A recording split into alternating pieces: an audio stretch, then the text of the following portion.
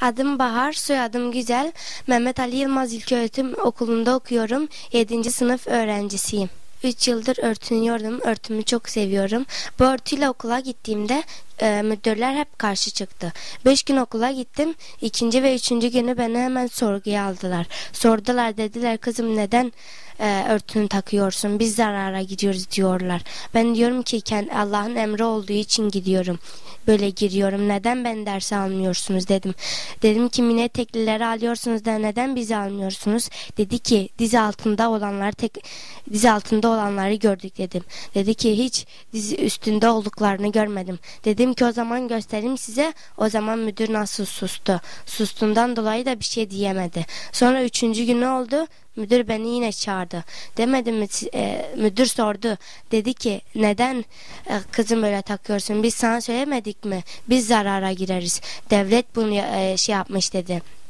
Dedi ki devlet bunu yasaklamış dedi. Yoksa biz bırakırız dedi. Dedi ki biz işimizden oluruz. Sen bizim hakkımızı yiyorsun. Ben dedim ki Allah'ın emri olduğu için ben de böyle giremez miyim dedim. Dedi ki hayır giremezsin dedi. Dedi ki benim eşim hemşiredir. Hastaneye gittiğinde başörtüsünü çıkartıyor. Öyle işine devam ediyor.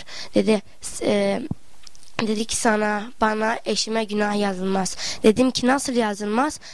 Dedi ki yazılmaz. Ben de sinirlenerek dedim nasıl yazılmaz? O da sinirlendi, dedi yazılmaz. Ben dedim bunu Allah bilir.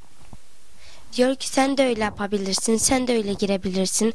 Dedi Allah Teala sana günah yazmaz dedi. Ben de dedim ki nasıl yazmaz? Sonra bana kızdılar, ikna etmeye çalıştılar. İlk müdür yardımcısı geldi, ikna edemedi. O birisi de geldi, o biri de ikna edemedi. Sonra bana ikna etmiş gibi anladın mı dedi. Sonra yine öyle oldu, sorun çıkartmaya başladılar.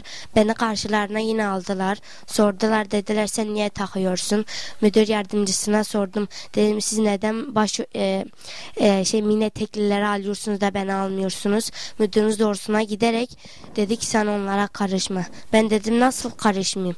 Sonra ağlayarak dersime girdim. Sonra rahatça dersimi yapabildim. Okula pazartesi salı gidemedim çünkü korktum. Dedim belki bir şey yaparlar.